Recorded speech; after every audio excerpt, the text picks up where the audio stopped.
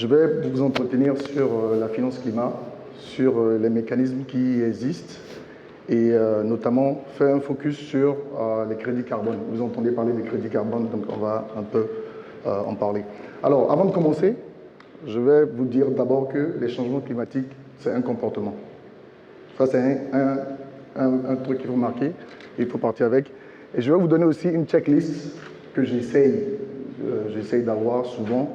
Bon, à la maison ici, c'est un peu compliqué, mais quand je suis en mission dans les hôtels, j'essaye quand même d'avoir ce comportement-là. Et tous les matins, en sortant de ma chambre d'hôtel, je veille à ce que la lumière soit éteinte et je veille à ce que le robinet d'eau ne coule pas. Et je fais attention en disant aux ménagers et aux femmes de chambre de ne pas changer le bras, de ne pas changer. C'est des comportements qu'il faut essayer d'avoir pour contribuer d'une certaine façon à la réduction des émissions de gaz à effet de serre. Alors, quand on parle de la finance climat, comme la finance classique, tout le monde a un peu de difficulté à voir où est-ce qu'il faut mobiliser des ressources. Mais avant de commencer, je veux qu'on s'accorde sur la définition que je donne à la finance climat. La définition initiale qui avait été retenue par les Nations Unies dit que c'est tout financement qui concourt à l'adaptation et à l'atténuation. Bon, c'est un peu compliqué, mais allons en français facile, c'est tout financement qui concourt à la réduction des émissions de gaz à effet de serre et qui réduit aussi les effets néfastes contre les écosystèmes. Donc ça répond à l'atténuation et à l'adaptation. Alors, aujourd'hui, nous avons énormément de ressources qui existent. Il y a énormément d'argent qui existe quand vous parlez de finance climat. Et pour mieux voir cette portée-là, depuis 2015, avec l'accord de Paris, la définition de la finance climat a énormément évolué.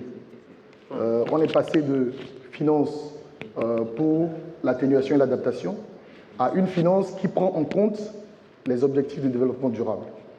Et depuis 2018, on a encore évolué en y intégrant des questions liées à la biodiversité, des questions liées à l'inclusion de l'être humain dans tout financement que vous faites. Donc, quand vous pensez finance climat, il faut penser à quel est le rôle, quel est l'impact que vous avez sur l'être humain.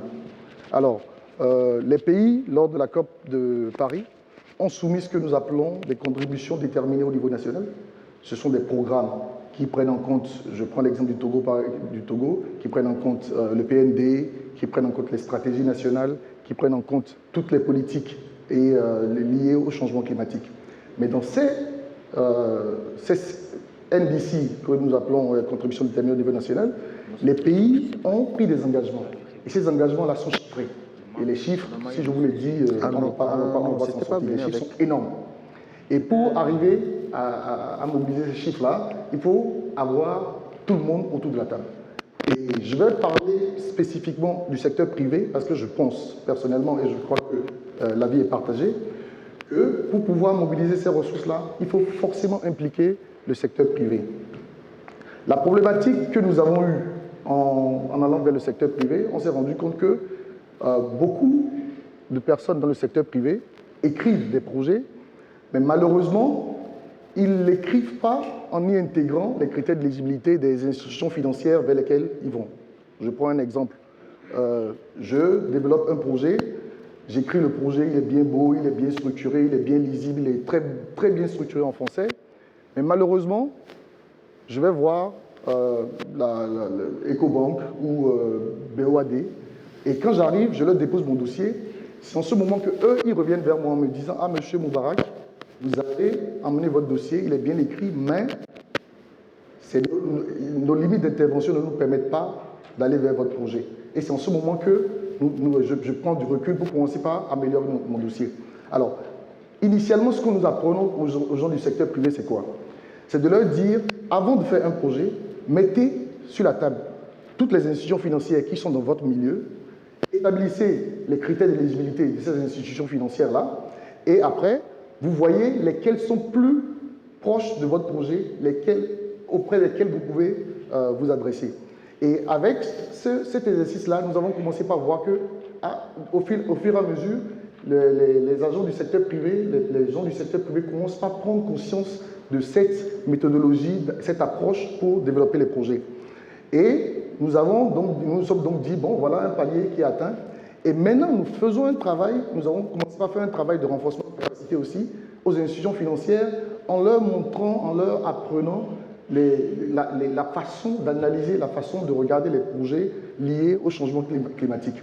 Parce que, dans un premier temps, quand vous prenez un projet lié au changement climatique, c'est un projet à la base dont le retour sur investissement n'est pas élevé, dont le retour, ce que le secteur privé attend n'est pas élevé. Très, très rapidement, le secteur privé n'est pas enclin à aller vers ces ressources-là, surtout si ce ne sont pas ses fonds propres et qui doivent aller vers des institutions financières qui ont des taux d'intérêt assez élevés. Alors, nous avons parlé avec les institutions financières pour mettre en place des mécanismes financiers pour attirer, pour permettre de financer ces porteurs de projets-là. Mais l'autre chose qui est primordiale, qui est très importante, c'est le pouvoir public, l'implication du pouvoir public. Et c'est là que nous pensons qu'il faut faire un travail majeur dans nos pays.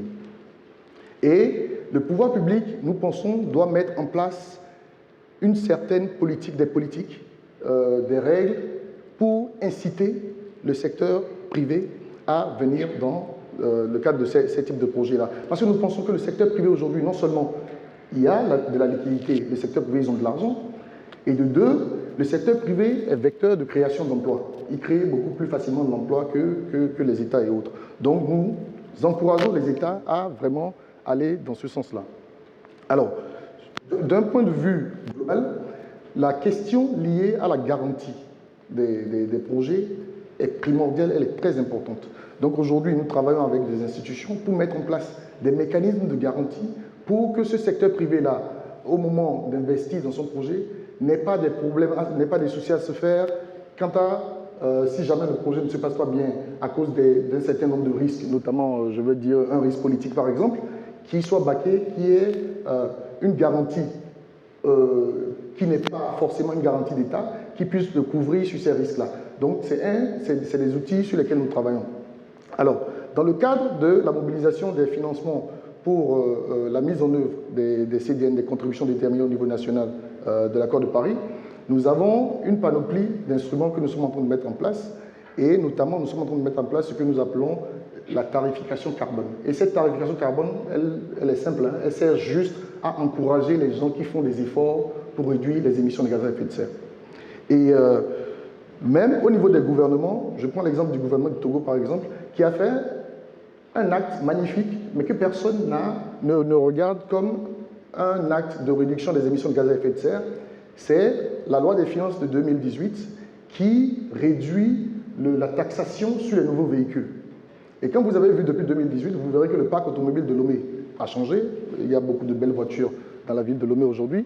Mais cet acte-là permet à l'État de dire nous avons un parc automobile, nous avons fait une analyse sur ce parc automobile-là. Aujourd'hui, avec le changement de ce parc automobile, nous avons quand même une réduction des émissions de gaz à effet de serre et ça contribue à la mise en œuvre des CDN. C'est de petites actions comme ça que nous regardons et nous encourageons de plus en plus les États à dire si vous avez pris des engagements de réduction des émissions de gaz à effet de serre, vous ne pouvez plus subventionner les produits pétroliers au même niveau que vous les subventionnez avant. Nous ne vous demandons pas de mettre une taxe additionnelle, mais pour encourager les gens à faire des panneaux solaires, pour encourager les gens qui travaillent dans le secteur de réduction des émissions de gaz à effet de serre, par exemple, réduisez la subvention sur les produits pétroliers, par exemple, et vous les mettez, par exemple, sur les panneaux solaires.